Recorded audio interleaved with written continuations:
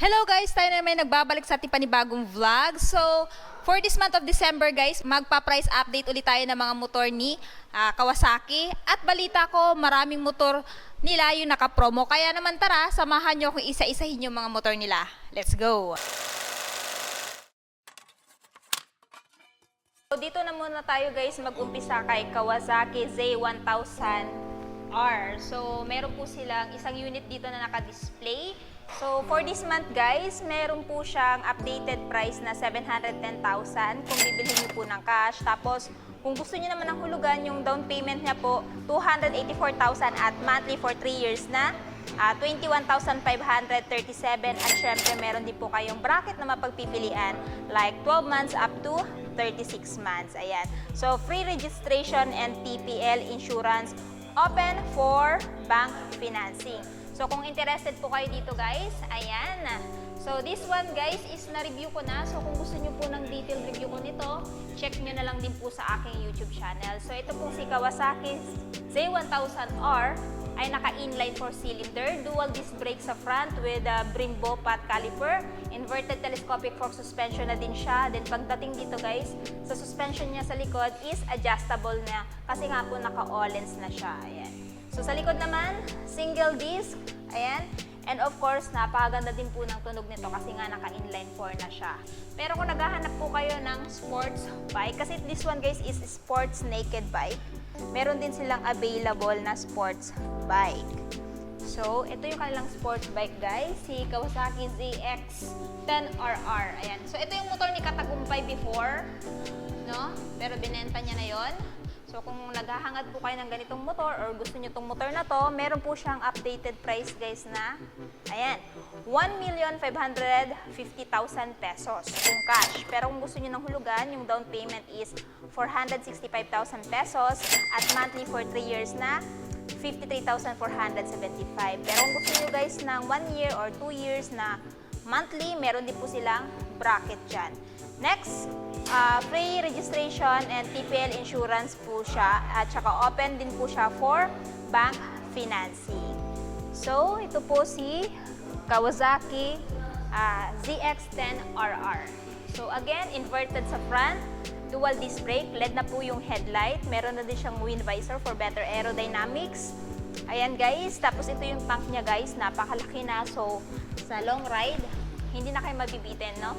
And at the same time, napaka-fuel efficient din po nito kasi nga po FI na siya. Pagdating sa likod, single disc. And yung kanyang brand sa tire guys is Super Corsa. Ayan, Diablo. Tapos meron siyang bigger tire sa likod. So sa mga cornering, ayan, hindi na kayo mabibitin kasi napakakapit po ng gulong nito. Next, kung naghahanap po kayo ng kapatid ni Kawasaki Z1000, meron din po silang available dito guys na Z900 standard version. Ito guys is na-review ko na din, no? Na full review ko na to, so check nyo po sa channel ko kung gusto nyo po ng mas detailed review. Anyway, sa price niya guys, meron po siyang price update na 566,500 kung cash. Tapos kung gusto nyo ng hulugan, down payment is 226,600 at meron po siyang monthly for 3 years na 17,184. Tapos meron din po siyang bracket na 12 up to 36 months. And free registration and TPL insurance din to at open din po ito for bank financing. So this one guys is bagay na bagay sa mga lady rider kagaya ko kasi nga napakababa lang ng seat height nito at saka kumpara sa ibang big bike magaan tong isang to guys. So same lang naman din sila guys, naka-inline 4-cylinder, so napakaganda na din po ng engine sound nito. At meron na din po kayong mapaglalagyan ng guard dito, crash guard, para po maprotektahan yung body nito if ever, wag naman sana no, sa tumba-tumba. So, dito tayo guys sa mga motor na, ayan, this one guys is Kawasaki Z650. At naka-promo daw ito ngayon. From 433, 349 na lang. Meron din silang available dito na Vulcan Vaquero, no? So, this one is naka-V-twin with 1,700cc ay nakalagay dito sa kanyang engine, no? So, ito guys ay merong updated price na, ayan, 1 million. Tapos kung gusto nyo ng hulugan, down payment is 400,000. Monthly niya sa 3 years ay 30,333. So, sa mga mahilig dyan sa ganitong klaseng big bike, ayan guys, meron silang available dito, ano? Ayan yung yung itsura niya. Stig, parang big bike ni Undertaker, no? Ayan. Bagay ito sa mga malalaking tao. Meron din po siyang compartment dito, no? Dalawa. So, no need na kayo magpakabit ng mga accessories na compartment kasi meron na siya built-in dito na dalawang compartment, no? So, next, ayan, meron din silang available dito na Kawasaki Vulcan Custom 900. Ayan, nasa engine niya. So, ito po yung looks niya, guys. Ito yung looks niya. Ayan. So, pagdating sa kanyang cash price, guys, is 625,000 pesos kung cash. Tapos, kung gusto nyo hulugan, down payment is 250,000 at monthly sa 3 years na 18,958. At syempre, ayan, free registration at saka TPL insurance. So, meron silang kararating lamang, guys, na Kawasaki Eliminator. Ayan. So, this one, guys, is yung tinatawag nilang SE, no? So, bagong-bago to sa kasa. At kung interested kayo, meron siyang SRP 380,000 pesos kung cash. Tapos, yung down payment is 95,000 at monthly sa 3 years na 13,902. So, this one, guys, is 450cc. Of course, expressway legal na. So, kung gusto nyo ng bagong hatid na big bike ni Kawasaki, I think this one is goods na goods para sa iyo. Merong SE, meron din silang standard version, which is itong color gray. So, ito talaga yung nag-caught ng attention ko, guys, kasi napakaganda ng paint job. Ayan, o. And kakaiba din siya sa mata ngayon kasi bago ngang labas. So, kung gusto nyo po itong standard, guys, meron siyang updated price na 360,000 pesos. Down payment is 90,000 at monthly sa 3 years na 13,170. Ayan. So, this one, guys, is meron na din siyang, ayan, paglagayan ng crash guard, no? So, if ever bibili nyo to at gusto nyo maglagay ng crash guard, may abang na siya. Of course, single disc, ABS na din. At syempre, yung kinaganda nito, guys, yung seat height niya, dahil abot na abot na po ito kahit na 5 flat, no? Mababa lang po yung seat height niya. Ayan.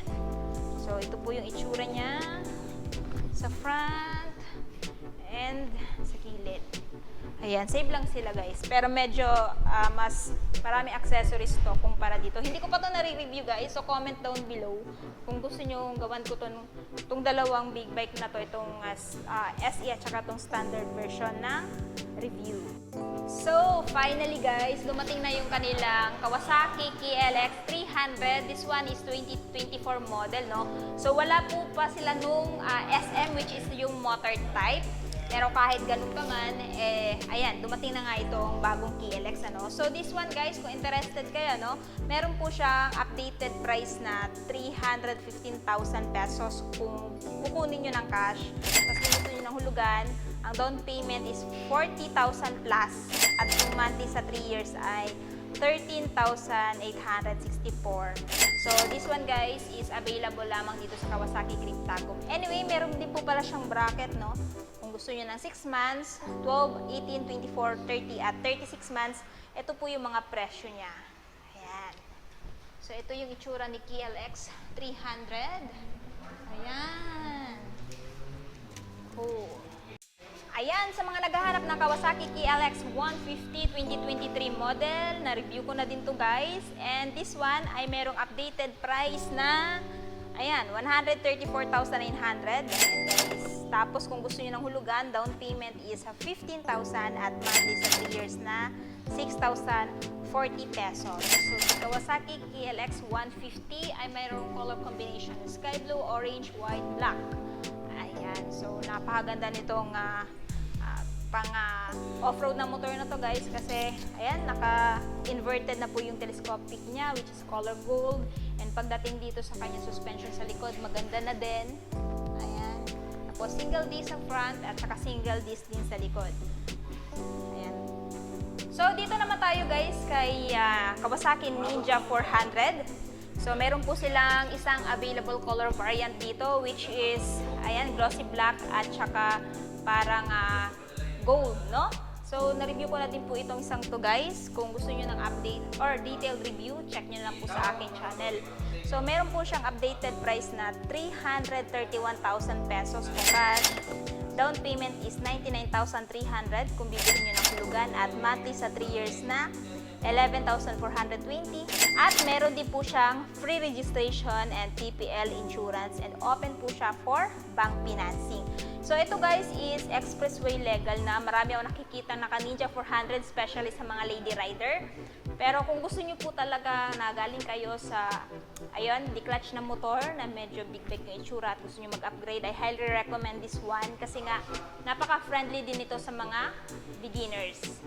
Ayan. So ito po yung looks niya. So, obviously, naka-LED yung kanyang headlight. Naka-single disc siya sa front with Nissan caliper. Sa likod, single disc pa rin. Yung tail niya guys is naka-LED pero yung turn signal niya is naka-bulb type. Next, meron din po silang available dito na classic na Kawasaki Z900 RS. Ayan guys. So ito guys ay merong updated price na 664,000 pesos kung bibilhin nyo ng cash.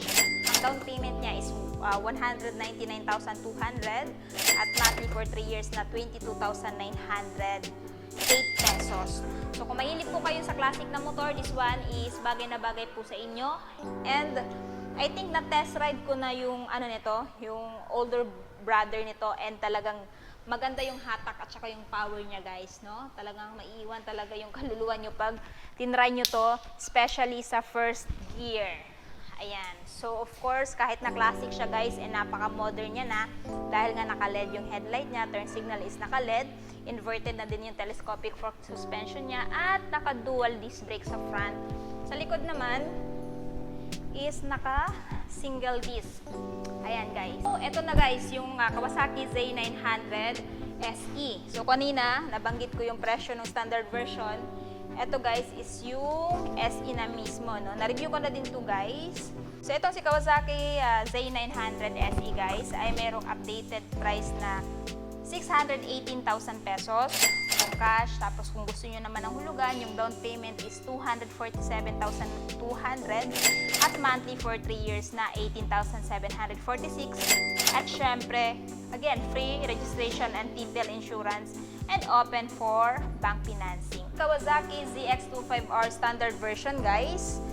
Meron silang available color dito which is glossy and matte black combination. Meron siyang updated price na 393,900 kung cash. Tapos kung gusto niyo ng hulugan, down payment is 157,560 at monthly for 3 years na 11,948. So, ito yung tinatawag nilang The Screamer kasi nga kahit na siya ay 250cc, napakaganda po ng engine sound niya dahil siya po ay naka-inline 4-cylinder. Pero this one guys is standard version, ano? So, inverted po yung telescopic niya sa front. Single disc, ayan, Kawasaki, yung kanyang piston pot caliper. And meron din po siyang abang dito for crash guard. Next, kung gusto niyo naman po yung high-end nitong si Kawasaki ZX25R, meron din po sila, no? Same lang din sila ng pangalan, ZX25R, pero high-end lang po itong isang to. Mas marami po siyang features kumpara dito. So, ayan, na-review ko na to guys. Check nyo na lang po yung detailed review sa aking channel. And na-review ko na din to. So, malalaman nyo po doon yung difference ng dalawa. Ito po guys ay merong updated price na 428,900 kung cash. Ayan, kung gusto nyo ng hulugan, ang down payment is 171,560 at monthly for 3 years na 13,010 pesos.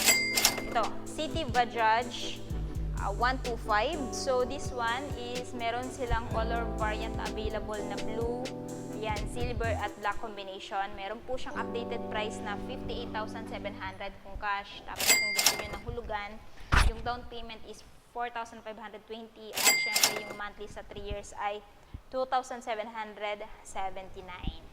Ito guys ay maganda pang araw-araw, pang negosyo at pang hanap buhay kasi pwede nyo po ito mapag-mountan ng sidecar. May abang na din po kasi siya dito, no? Kung if ever gusto nyo po itong pang pasada. Ayan. Pero kung naghahanap po kayo ng higher displacement, meron din po silang, ayan, City Bajaj 150 which is color maroon, no? So, updated price is, ayan, 67,500 at monthly for 3 years na 3,184 at syempre hindi mawawala yung kanyang down payment na 5,198 pesos. So yun na, guys, natapos na nga natin ikutan yung mga big bike ni Kawasaki. Ano yung masasabi nyo sa presyo ng mga big bike nila? Sulit pa ba sila this year 2023? At ano yung big bike nila yung matitipuhan yung bilhin? I want to know your thoughts below. And syempre, kung bago pa lang kayo sa channel ko at hindi pa nakapag-subscribe, huwag kalimutan mag-subscribe para ma-notify kayo once may bago tayong upload. So yun guys, hanggang dito na muna tayo. Ride safe and peace out!